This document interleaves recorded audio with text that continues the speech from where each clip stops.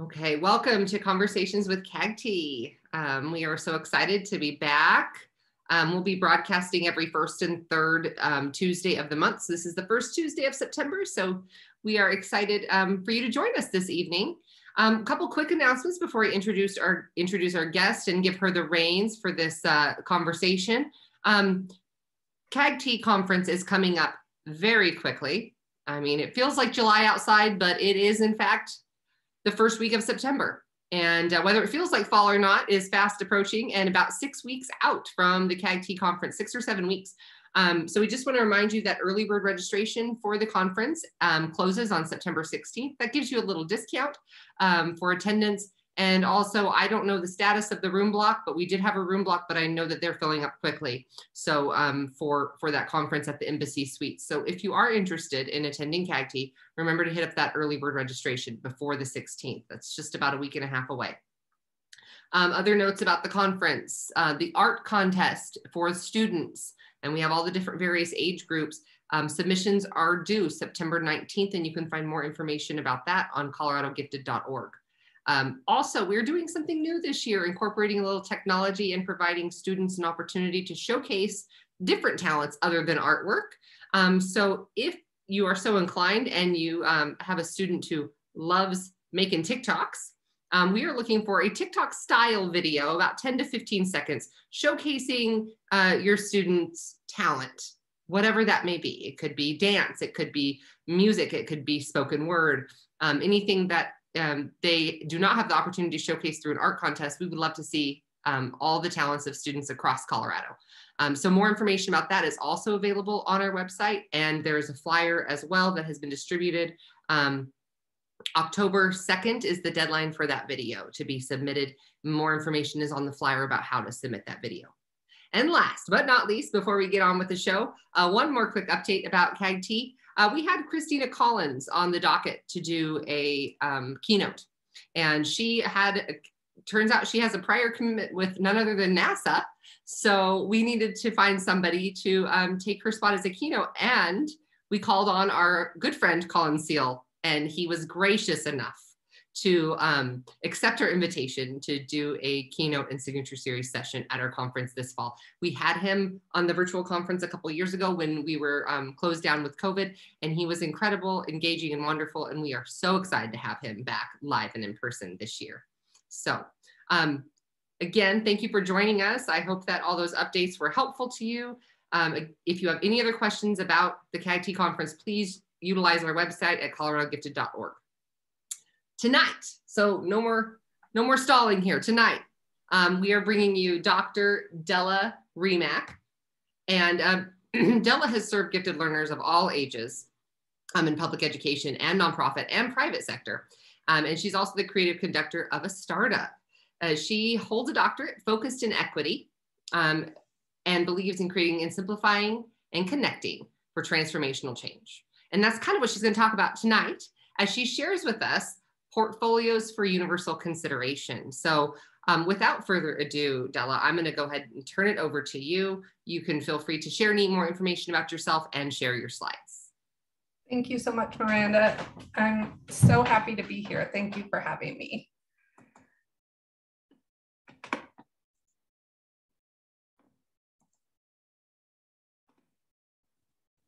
All right, is my screen shared?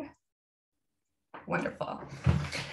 So I am going to talk to you tonight about an idea called Portfolios for Universal Consideration. The title of this presentation is The Learning Galaxy, as that is the ultimate vision for these portfolios to become through the answering of 3 big questions.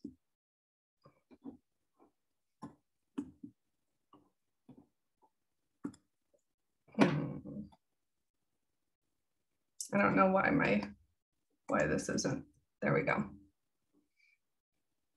Okay, the first thing I'd like to share with you is my mission as a professional. So I have been very blessed to work with the TED Ed community as an innovative educator, and have been part of this community for quite a while. They have at TED Ed some phenomenal animators. And one of the many wonderful things that TED Ed does is pairs animators and educators together to make a video library that answers a lot of very interesting questions.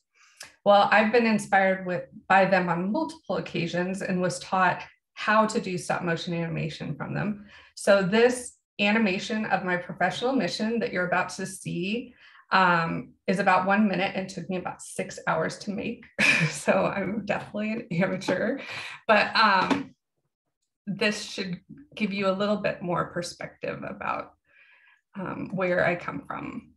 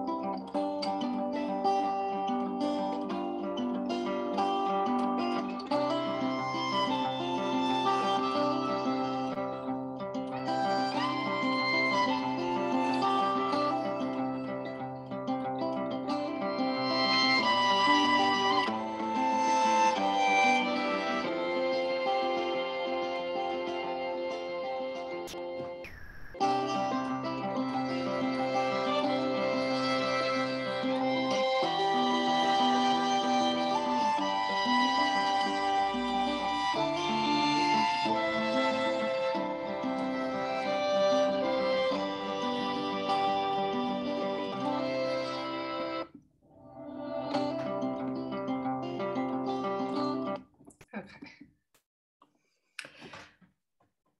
One of my favorite things to do is to write poetry. And so I have started to write poetry to explain some things that I have a harder time explaining as a professional. So this poem, Create, Simplify, Connect, is actually inspired by a quote from Steve Jobs. I'm a great admirer of Steve Jobs, and I relate to him and his passion in many ways. He said, "You can't connect the dots looking forward, you can only connect them looking backwards. So you have to trust that the dots will somehow connect in your future." And I really relate to that quote right now in my career, as portfolios have been part of my career, gosh, since I began teaching and we switched from a curriculum-based education system to one that was standards-based, and portfolios coupled with student-led conferences became my answer to what happened to my grade book in this process. So this poem is really about the work ahead. Yeah, me too. I aspire to do that too. Create, simplify, connect. My new business card. Create, to empower our tomorrow. Simplify, to solve 3 questions. Connect, learners of all ages to do the work. Fairly compensated, diversified, and valued. I see a galaxy of learning ahead of us for our lifetimes. Are you in? I'm all in. The next thing that I would like to do is invite you to participate in a community poem that I will put together and link back into this presentation that I will provide to CAGT when they put up the recording.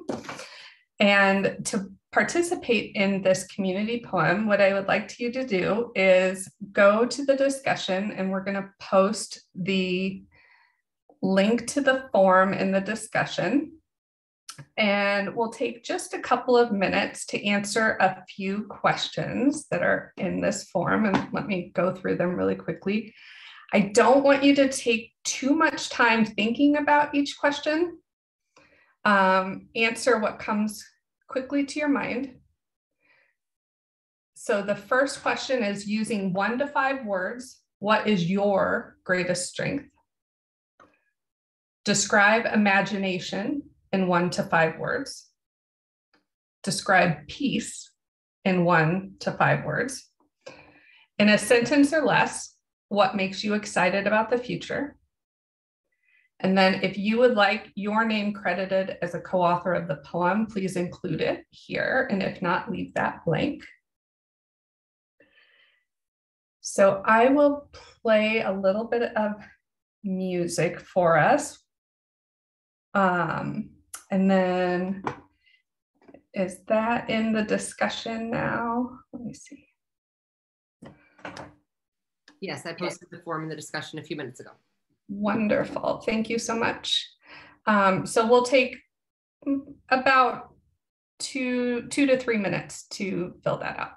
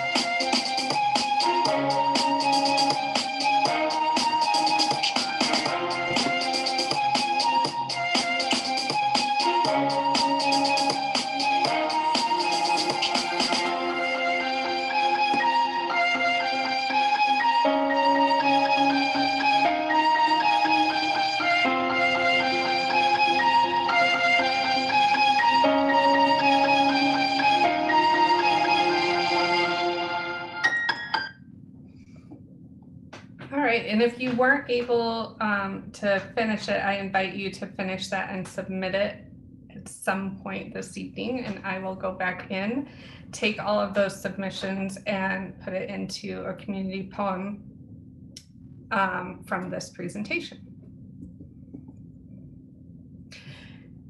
I see gifted education as a catalyst for transformational change. And when I think about our system of public education, I think of gifted education as being a major bright spot in the system of public education.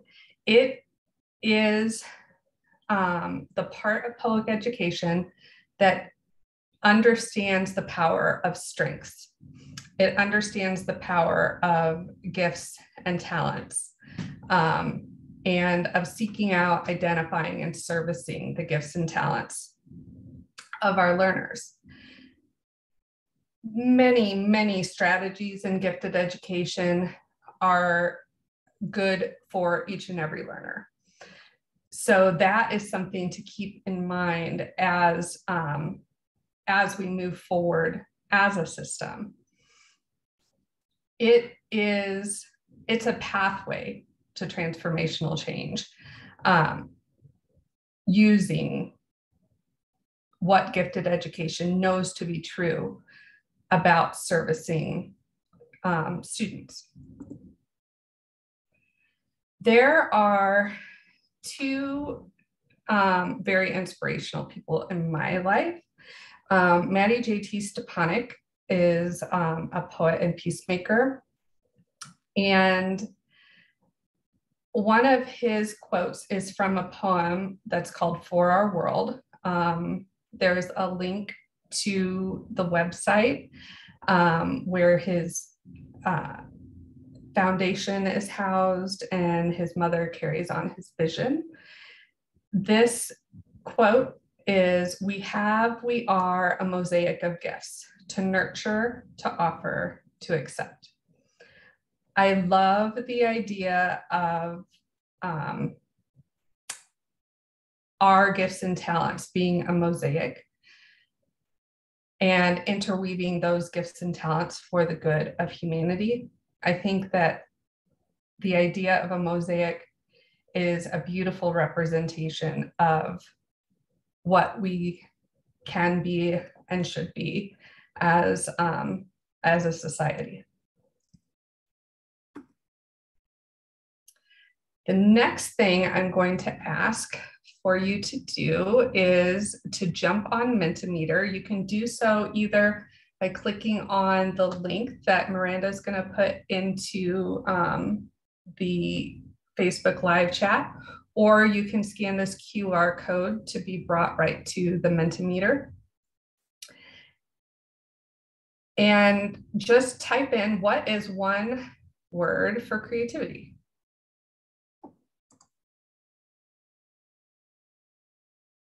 Whoops, hang on, I might have it on the wrong side, I'm sorry.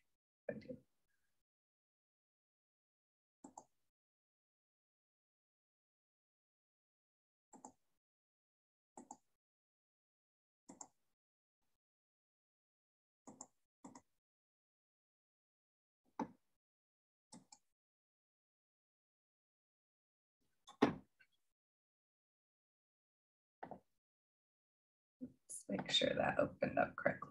Yes. So type in your one word for creativity.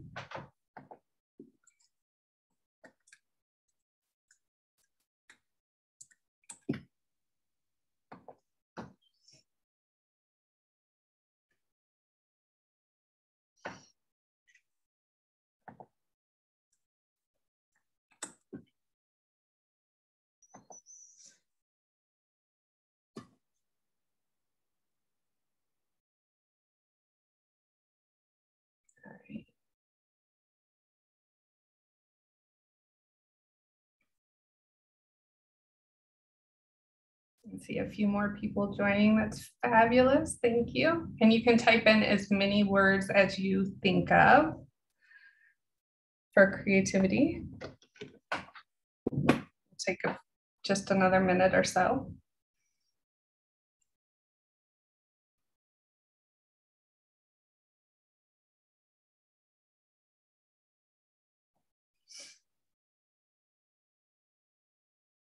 Intensity, yes. Imagination, innovation, freedom, forward thinking, innovative, explorative.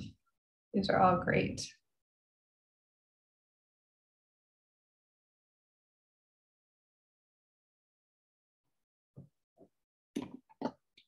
Adventurous.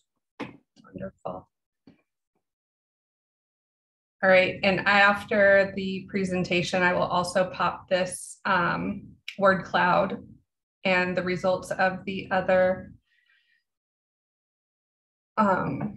polls into the presentation for you to reference as well. Beauty. Oh, I like that. It's nice. These are great. Okay.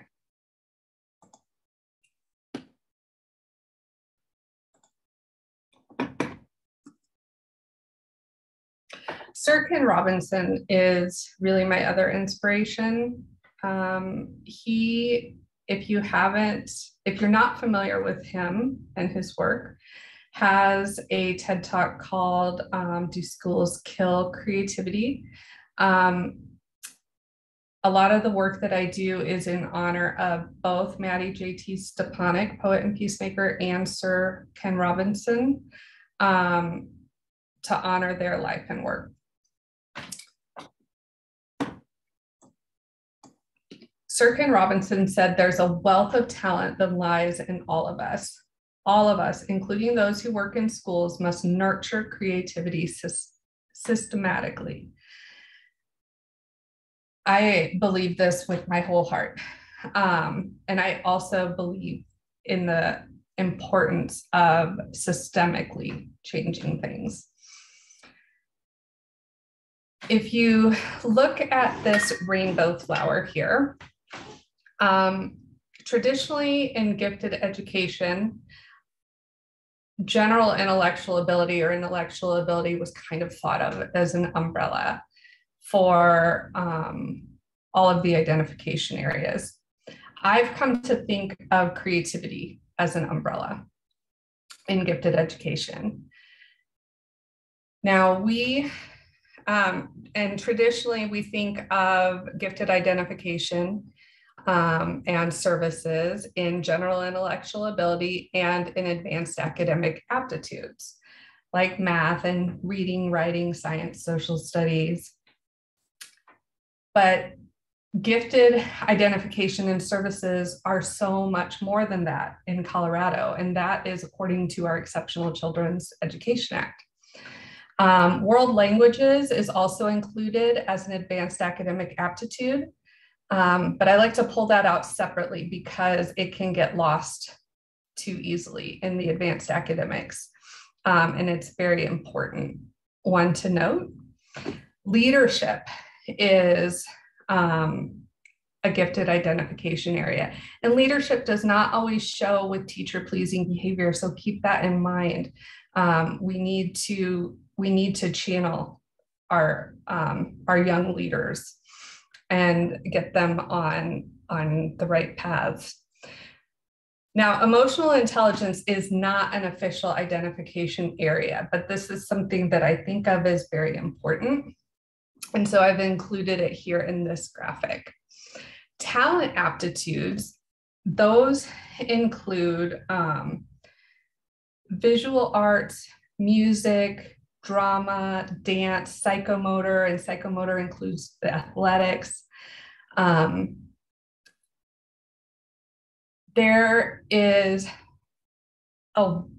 We have a wealth of talent and gifts to identify in all of these areas because we have been so focused on these two for so long. We're really starting to learn how to branch out into the other areas.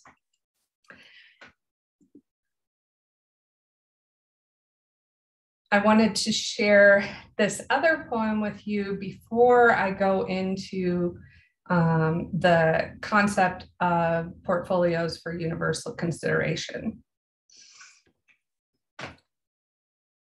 Start with one.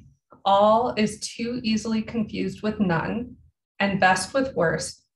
Instead, promise and follow, listen and watch to reveal the one whose stage is calling, the designer, the creator, the healer, the builder, and the one who may never quite fit inside an herb.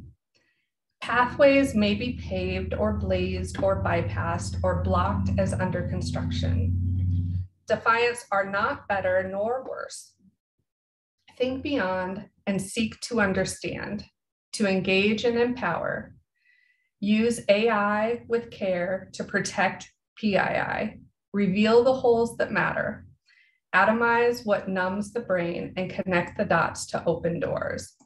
And if you start with all, start universally and communally with peace, in peace, through peace, as you quiet to count zero, because learning is not a snapshot. Learning is time-lapsed and empowered by a bloom. I really like the concept or the metaphor of time-lapse photography as explaining the value of a portfolio.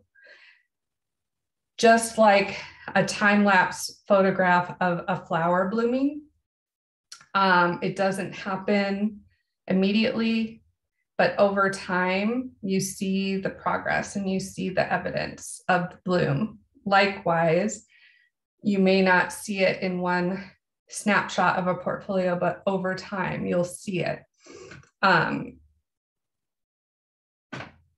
Like time-lapse photography can reveal.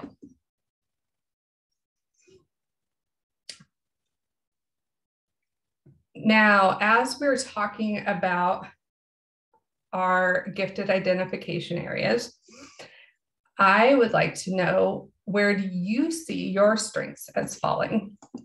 So open up this next Menti poll and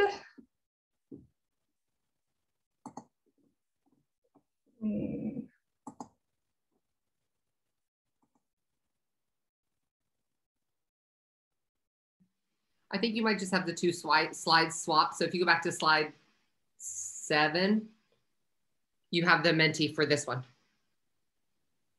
Okay, let me see. I think there's a slight delay. Let me see if this one populates now.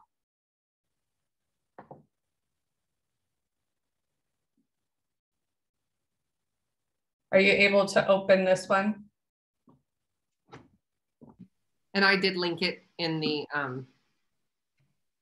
Great. It is the same link. It's just, this is user error on this end of the device. So there we go. Got a few more responses. Oh, look, we're all spread out. Fabulous. And that's the beauty, is that you can start to see that we all have strengths to offer one another. And it's important to learn and recognize those strengths as we learn, as we work, and as we grow together.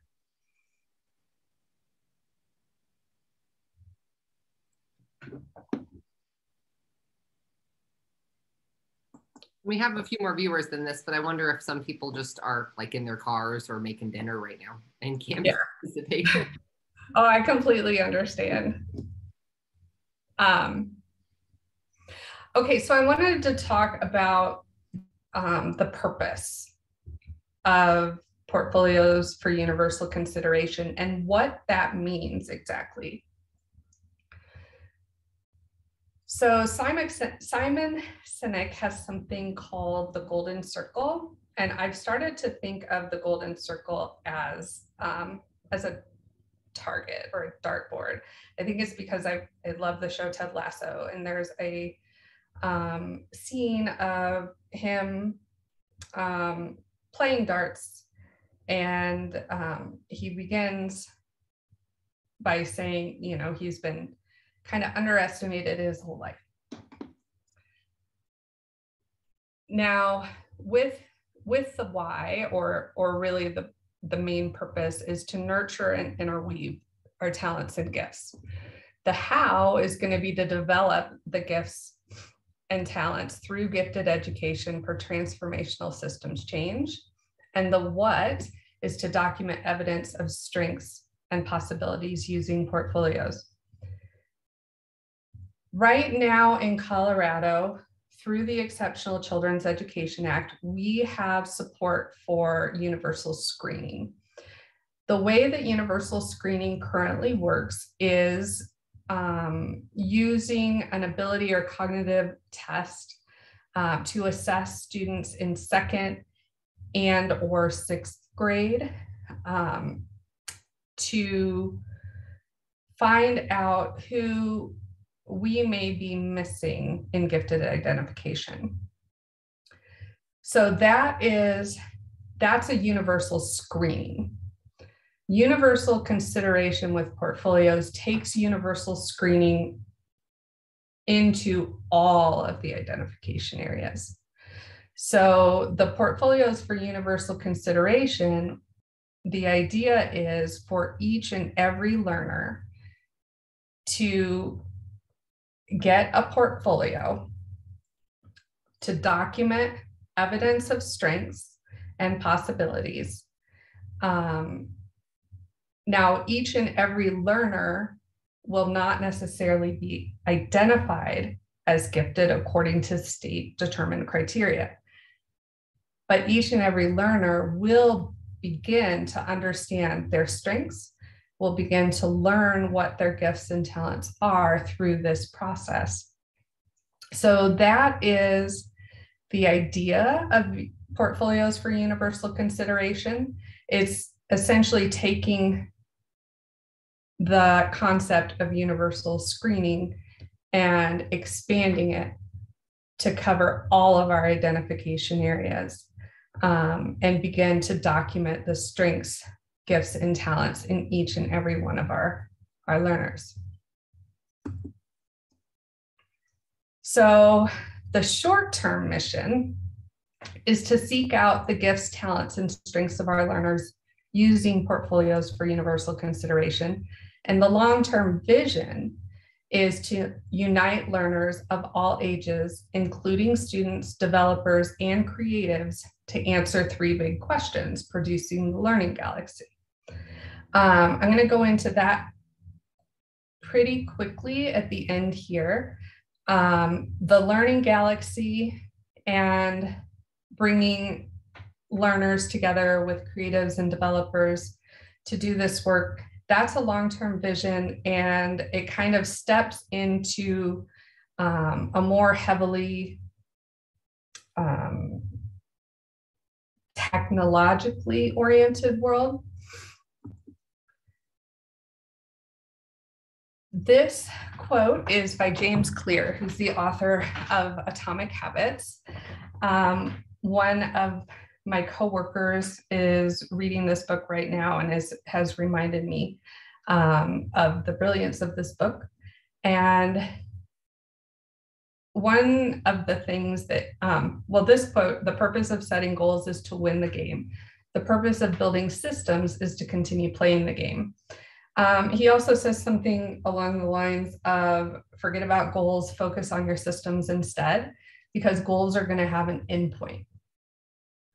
That's why I'm really focused on the development of the portfolio system and how we can get that into place systemically. Talent development and talent pool programming are essential for supporting the work of portfolios for universal consideration. Talent pool programming has been a passion area of mine for a long time. And it essentially flips the order of how we do things in gifted education traditionally. So traditionally in gifted education, we identify a student and then we service the student according to their identification area. Talent pool programming does, it reverses this. And it is done mainly for, it's a huge piece in the equity world. So what we do is we program first in order to identify. There was a project that I did years ago with a colleague, and in a former district, and these were some lessons that we put together to get students prepared for a nonverbal assessment. So it had a whole bunch of basically visual kind of games. There was origami, tangrams, Fibonacci. There were some creativity exercises, Legos. So a bunch of different things to help students begin to see patterns visually that would be helpful in a nonverbal assessment. You can also think about talent pool programming with mathematics. if a student has never had access to mathematics above grade level, they're probably not going to hit 95th percentile or above. However, if a student is ready for advanced mathematics and we provide that access, then we can front load and hopefully identify that student in mathematics to keep them on a pathway that's going to challenge them. So those are examples of talent pool programming that really go hand in hand with portfolios for universal consideration. Right now, I work half-time in Boulder Valley as an instructional specialist, and we are doing some portfolio work. The portfolio template that is provided in this presentation, if you are a parent, you can copy it over and begin to keep snapshots of evidence of strengths, some reflections you can do with your learner. And this is something that you can bring to your district for consideration and work with the gifted education department. So this was work, this digital portfolio was work that was started in Adams 14. It's also been continued in Boulder Valley and in one of the BOCES. So there is there are a lot of great great thinkers that have supported this work. I also wanted to offer for you this course for free. It's called Creative Journaling, to help you keep in touch with your creative side, whether or not you feel you have one. I know many adults I've spoken to don't think they have a creative side, but I tell you that you do. And this is a way to kind of get back in tune with it, and also to begin to view the world around you as an artist would. I'll just use this example of the photograph of the rocks. I never really paid much attention to the rocks around me. And these are just rocks that you would see around some bushes in the front yard. And look how many colors there are in these rocks. Like I wouldn't have noticed before this. So this course is available for you to go and do for free. Each week there is something new for you to pay attention to: clouds, trees, rocks, flowers, landscapes, the night sky, water, and sounds. And then there are reflective questions that go with each week. And there's a community journal. You can keep your own creativity journal. You can also post in the community journal on the community Padlet.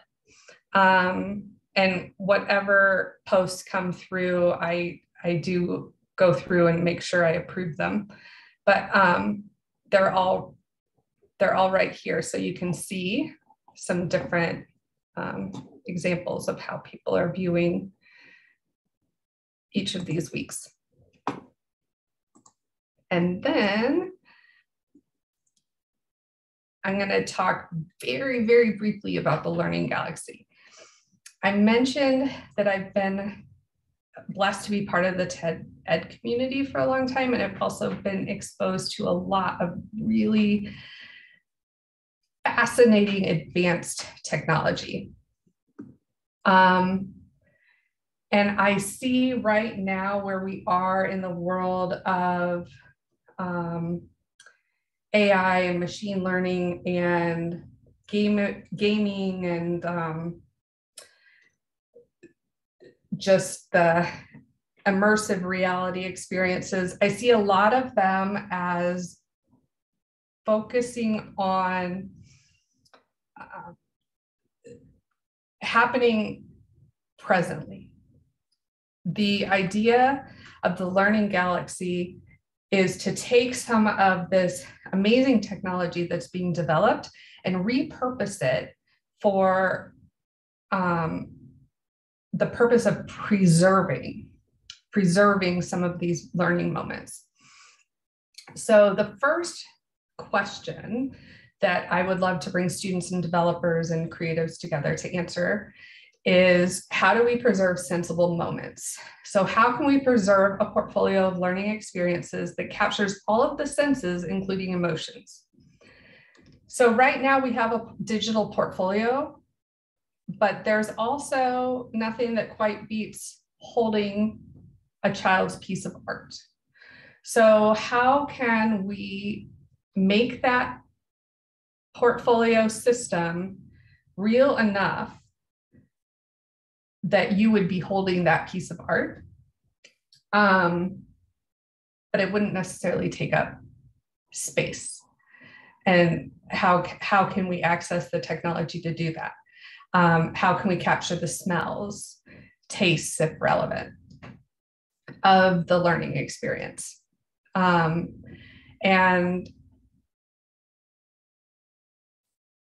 I heard something fascinating at the TED conference about throwing emotions being something that's being developed or worked through right now. And I think that there's an application here for that.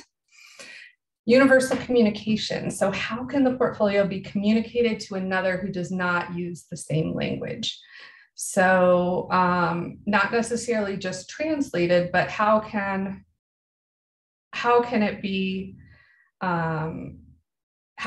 understood regardless of language or access to each of the senses?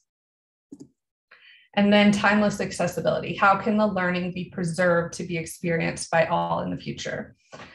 So this is the part, the learning galaxy is the part I kind of think of as the sci-fi version of the portfolio, the long-term vision, that we do have existing technology to support that hasn't been used in this way previously. So that is a great hope of mine, is to start exploring how we can do that. And that is just an infographic of the 3 big questions of the learning galaxy. And I will put up my contact information in 1 minute, but if you can take 1 more minute on the Menta Meter and let me know one takeaway from our time together, one new idea or takeaway that you will be leaving with.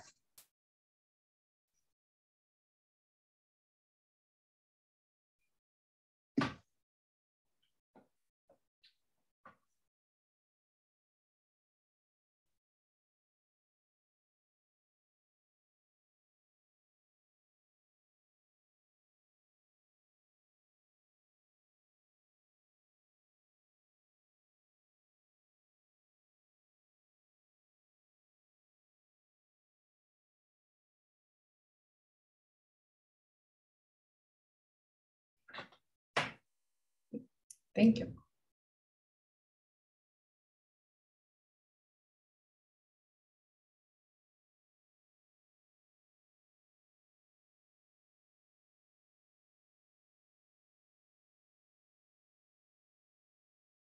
And I'm going to leave this up so that you can go back to it in just a minute, if you want to, so that we can move on to the Q&A portion. And I will put up my contact information. I mentioned that I work half-time in Boulder Valley as a gifted education instructional specialist, and I also have Reopen Sensible Learning LLC. I'm available for consulting. I have another passion area, and that is literacy. My mentor is a maverick Montessorian who retaught me how to look at and approach literacy. So I'll be doing some family literacy classes coming up very, very soon in Lafayette. If you're interested in learning more, reach out. I'm also available for gifted education consulting, portfolio development, strengths-based consulting work. And I'm hoping to find an interested group or team of developers, creatives to make this learning galaxy happen, because I do not have the tech skills. I just have enough knowledge to be a little dangerous with an idea. So you can reach me on Twitter, LinkedIn. My email is right here. Sensible Learning is spelled with an A. And this is my second go round of attempting sensible learning. The last time, I will say, I failed forward and have learned so much that I am very optimistic about this go round. Thank you so much for listening. Thanks for sharing, Della. It's always putting yourself out there. I think that's the part of that creativity that you kind of touched on tonight, is that like adults don't think they're creative. I think it's because we worry so much about what other people think. And we worry so much about like, like stepping out of our comfort zone. And I feel like you said, this is your second attempt at this. And I feel like sometimes we have to just be courageous to try again and keep working at it. So thank you for sharing tonight. I put a little note that anybody who has questions can put them in the comments below. So I'm waiting a minute to get those in. I think it's kind of a forward-thinking concept you have. So I'm excited to see how it pans out.